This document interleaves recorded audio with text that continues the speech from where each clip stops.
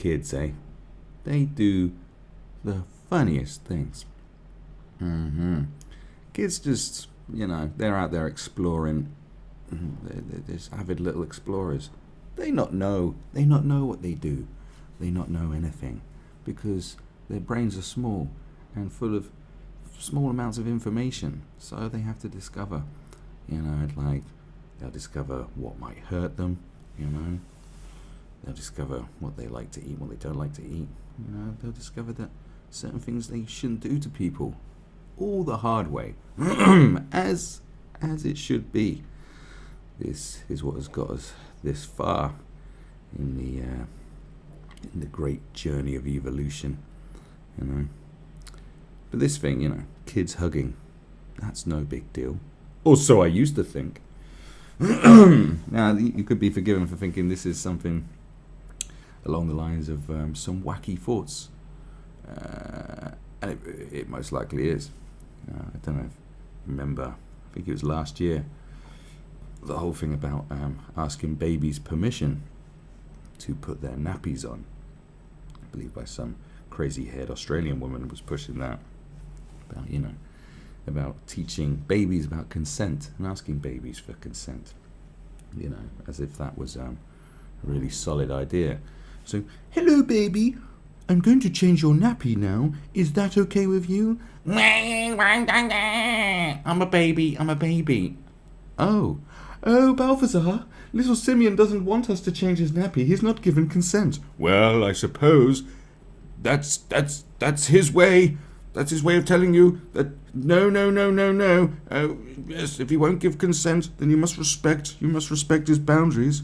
What should we do? Well, we'll have to let him poo all over the carpet, and we'll have to just change the carpet every day and burn the old one. Yes, that's a really, really good idea.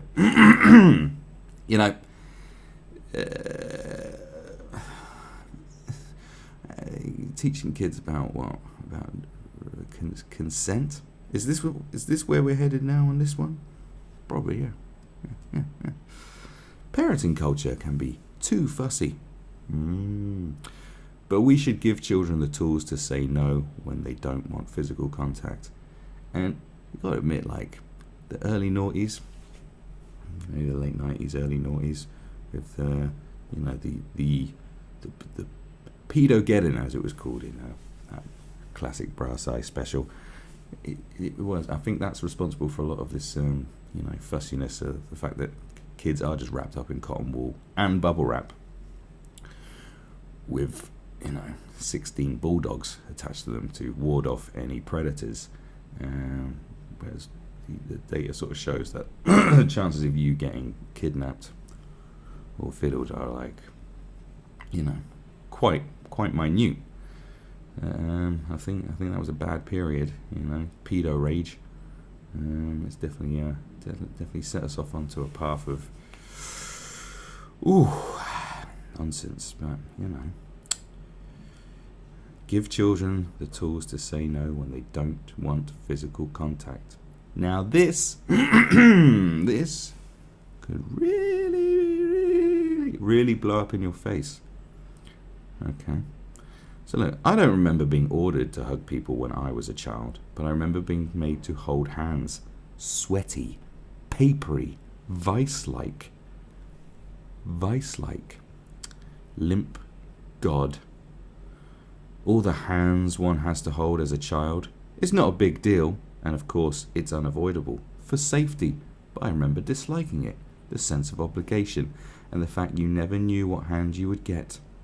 Yes, but for safety, it's important, because when you have the child is here, and I'm not a parent, and I know all this, that whole thing of going, well, you wouldn't understand, you're not a parent, or whatever it is. I understand stuff. I just have eyes, ears, this, brain, so I know when I'm stood at the side of the road, and there's the child, and there's the traffic, and I'm like, right, give me your hand. Shut up. I don't care if it doesn't like it. Just give me its hand so it doesn't run off into the road and get smashed in. I got run over at 11 years old. It wasn't cool. It was not cool. Don't know if you know, if it's not cool, it's just not cool. Right. Long after the fact, there came a moment when I realised, merciful heaven, I didn't have to hold any more hands. I know, because you weren't a child anymore, I would imagine. Hugs were different, a societal necessity rather than a safety measure.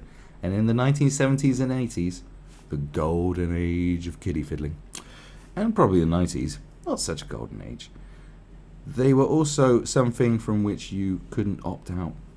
Again, it didn't seem like a big deal at the time. There were circumstances in which it was polite to offer a hug and polite to accept one. Yes.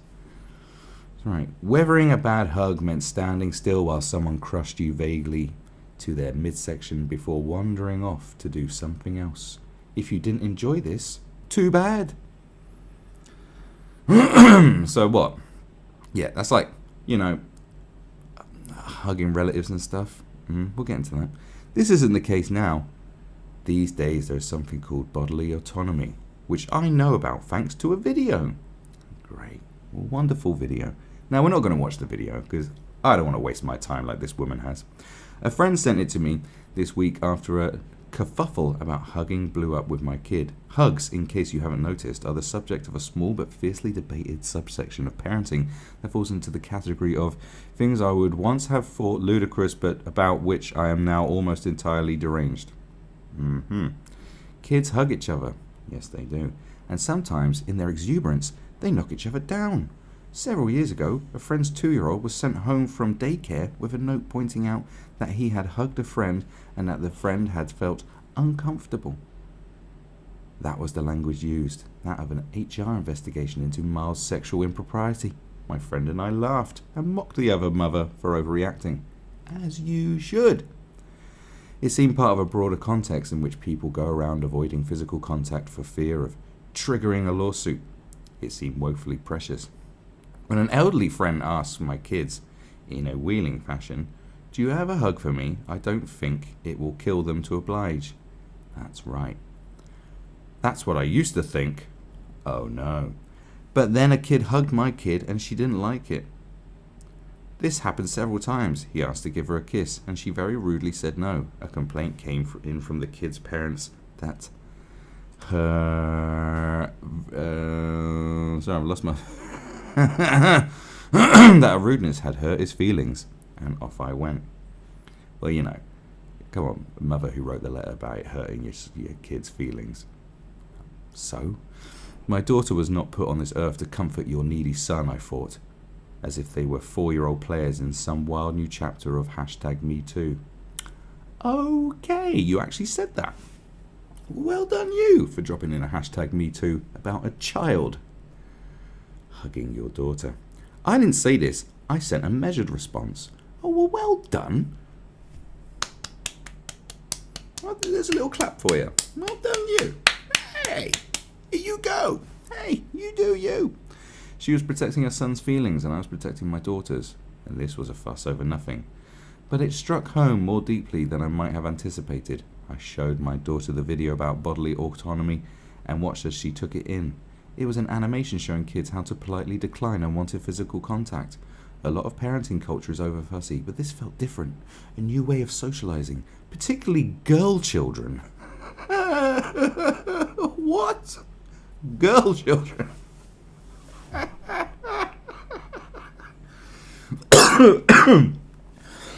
I'm sorry, a paid writer, a professional, particularly girl children.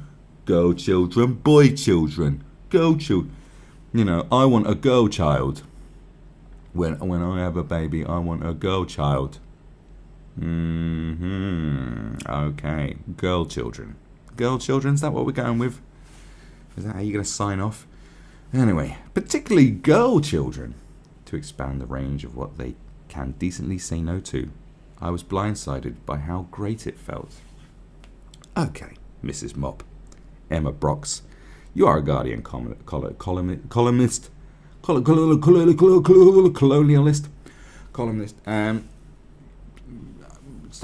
give you a little bit of leeway because obviously your head is full of mush. But I think telling kids about how they can politely decline no to hugging can be problematic. You know, you got grandparents. You know, I remember having to kiss my great grandmother and not particularly liking it. But what, you're gonna let them politely decline? No, grandmama. No. I mean, that's gonna hurt an old person's feeling. And old people, when they get really old, are quite lonely because all their friends are dead and their loved ones, and that's the only thing they have left. That's probably the only physical contact they get, and you're going to take it away from them by being like that. So there is that. And the fact that you have to reference #MeToo when talking about a little boy who's just trying to hug your daughter. I mean, so it should have just ended there, right? It should just end there. You know, someone's mother says, "Oh, like if they're dumb enough to go, you know, the kid was hugging, and she says rudely says, no, don't do that." For a mother to come out and, you know, write a note saying that her son's upset, you should have just ignored it. That's the adult thing to do. Just go, what? What? You know. That's what I'm saying. These are children. They're children. And the fact someone's created a video about telling kids how to politely say no to hugs, and it just shows how far gone we are. You know, we're really far gone. The only things that children should be taught about is what we've been taught about already. We've been taught about this shit for fucking decades. You know, we used to have a cat called Charlie. You know, little boy, do you want to get him over and stroke my puppies? And Charlie was like, don't, he's going to touch your pinky winky.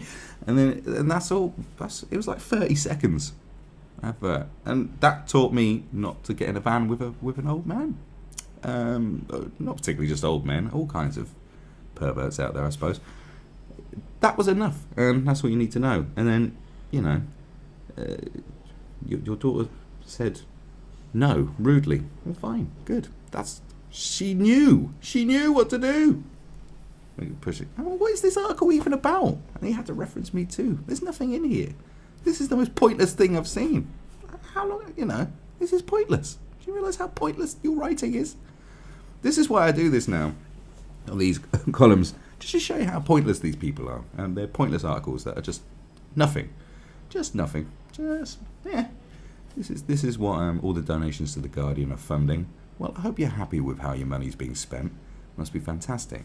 There's a big difference. You know, there's some things that your kids may experience that are far worse, and those are the things we should be focusing on. Okay, you know, a little boy hugging your daughter isn't the same as what Lena Dunham did to her little sister, which has led to the actual term that I coined, being Dunhamed. And if your child has been Dunhamed by another child, I'm not going to go into the ins and outs of it. You can look it up, what she did to her little sister. She said it. You know, so if little kids are Dunhaming other little kids, that's an issue. That's a definite issue. But hugging and shit, you know, what's she going on about?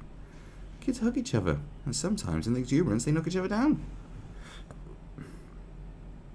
That's what I used to think. I used to think it won't kill them to have a hug. Yeah, it won't kill them. They probably won't like it, but you know what? Sometimes that's just the way it is. You can't let your children just do everything that they like. That leads to lunacy. Okay? There's a lot of lunacy out there. There's people supporting all kinds of weird shit for children. Some of them think, you know, shit. There's some children out there addressing Parliament. Come on, guys. Jesus Christ. All this leaves me, it just leaves me feeling I was terrified of being a parent. In fact, I didn't want it. But now I've reached a new understanding of myself, and you know, I do want a little wifey. I don't like any woman that's taller than me. You know, about up to here. If she's about up to there, and when she's in high heels, she's here. And I can't deal with that. I got Tom Cruise syndrome, you know. But I'm taller than Tom Cruise anyway. I'm a good height. But, you know, and I want children. And this all, you know, I think, oh God, how can I be a good parent? But I look around me and I go, my God, this is the standard, man, I'll be the fucking best parent on planet Earth at this rate. Jeez, what for?